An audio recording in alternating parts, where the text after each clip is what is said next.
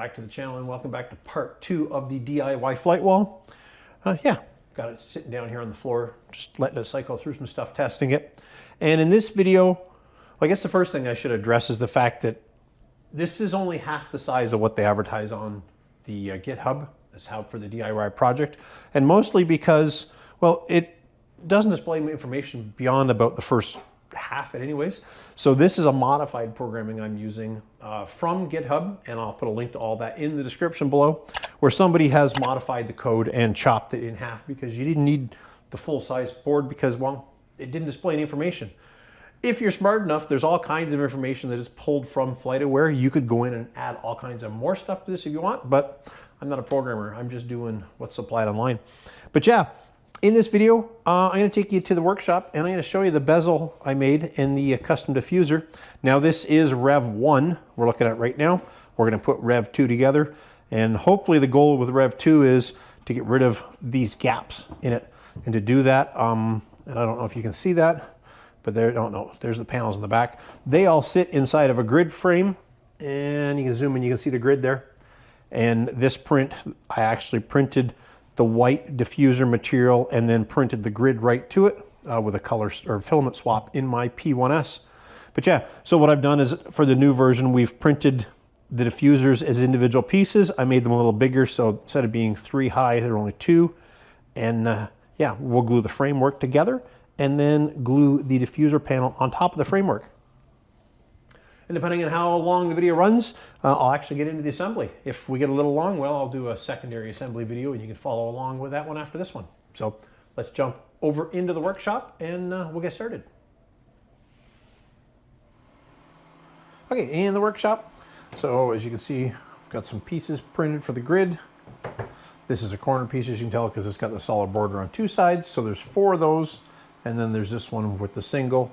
And I believe there's 6 of these ones, because it's just got the border on top. So you either put it like this or like that on the bottom, depending on what you want. And on the back side, I put this little riser, and you've got this little plate. What that does, that plate slides in there like so, and that will hold the LED matrix down inside the grid. I am going to make these a little longer, just to get out into the middle a little more, and maybe that'll keep things pushed in a little better. Then once that's all glued together, I've got the diffuser sheets, got 2 different sizes, and we'll stagger those ones, a big one, a little one, a big one, and around, so try and eliminate the seam as much as possible. And when it comes to gluing, I prefer to use the Gorilla Glue. Gorilla Glue, this isn't the gel, but this is their regular stuff. It's a little thicker, and then we've got this stuff, which it's got a little squeeze inside it. It's for doing real precision, tight in work, and that's where we'll probably use it for gluing the diffuser on top of the grid where it's real thin. A lot of people swear by this Loctite 495 super glue for doing their 3D prints. The problem is this stuff is like water, and it runs and you get it everywhere and it sticks to your fingers. Yeah, it does set up almost instantly, where the Gorilla Glue takes about 10 minutes to really bond together. But I find the Gorilla Glue is just much nicer to work with. So I'm going to start putting some of this together. I got a square over here, got one of my small squares just to get things going, to make sure it's all squared. And as I get putting more pieces together, I'll go get my bigger T-square to keep all aligned. Okay, in here in the workshop, we got the grid glued together. And I've glued the diffusers on the front of the grid. Now, as you can see, it looks better than the prototype did.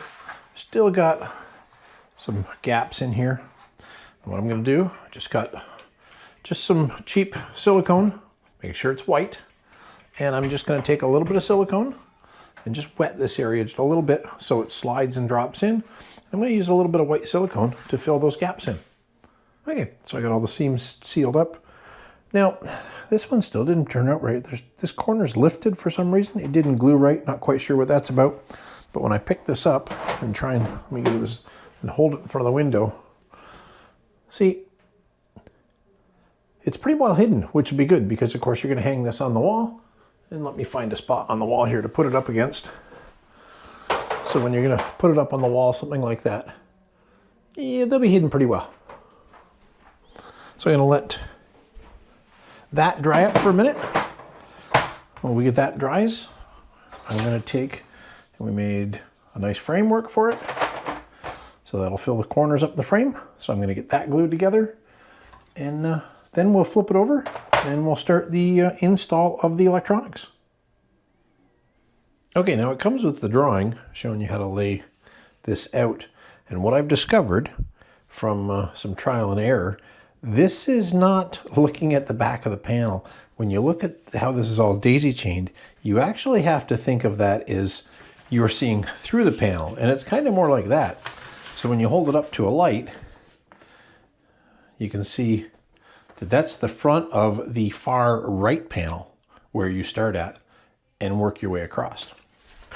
So we're going to put those in, we're going to hook that all up. So actually this is kind of going to lay like that as I put this stuff together. So it's going to be a bit of a pain.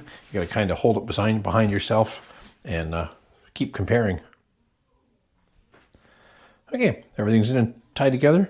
Now what I did do to make life simpler, put a little Scotch tape between those panels, helps keep them together.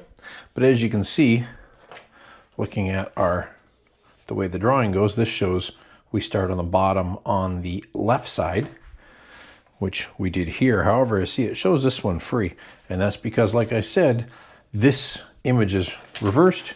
You got to think of it, you're looking at the panel and through the panel.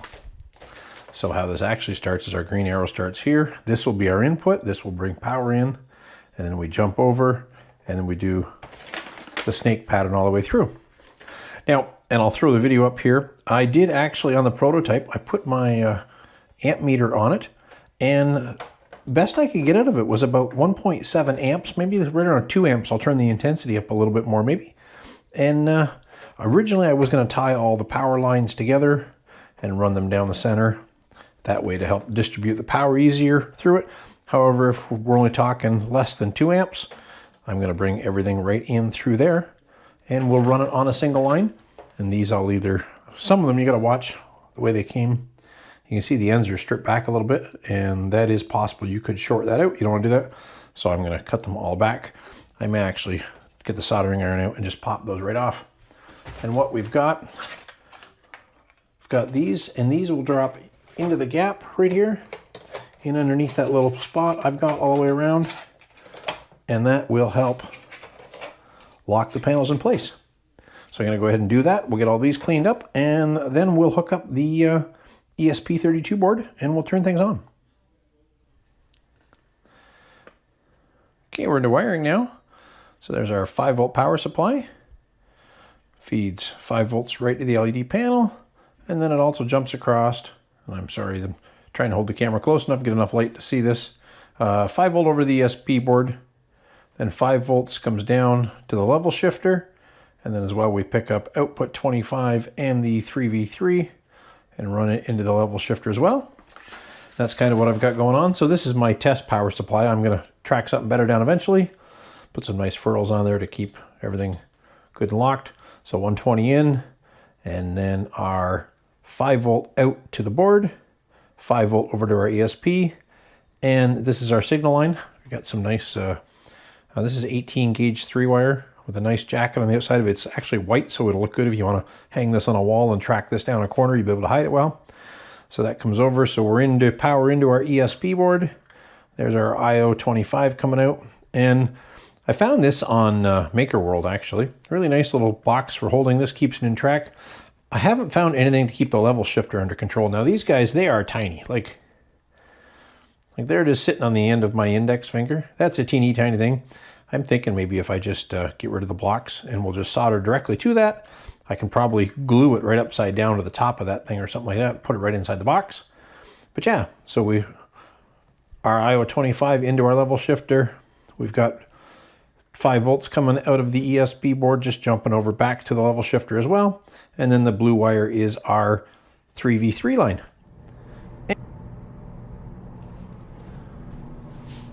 There we go. We got it mounted on the wall in here in the TV room, over top the TV.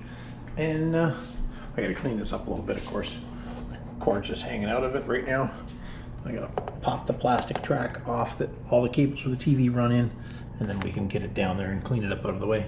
And down here, sitting off the side underneath the plant, is the ESP board and power supply. Still gotta come up with something better for that. But yeah, it's pretty cool. Like I say, I'm still not happy with that corner. You can see it sticks out a little bit. I don't know what happened there exactly. But, you know, for the first time at creating something from scratch in CAD on the 3D printer myself, and then putting it together, I don't think it turned out that bad.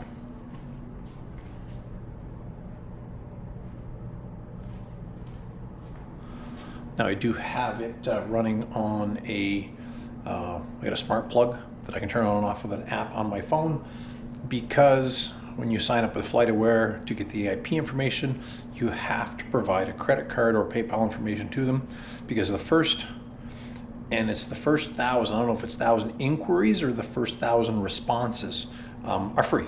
After that, it's like $5 for every 1,000 response, or $10 for every 1,000 extra. I can't remember what it was, but then you go to 1,001, they automatically charge you that $10. It's not like there's a prorated, but you know, you get 1,000 free. The 1,000 first one costs you $10. The 2,000 and first one costs you another $10. Kind of goes. So you really want to watch your range. I got my range set at 50 miles because truthfully, we get a lot of flights in and out of Toronto coming overhead. But I don't leave it running all day long. I turn it on, you know, for a couple hours at night. We're sitting here in the daytime. We're out on the deck. Want to see what's going over, turn it on so you can just check it out.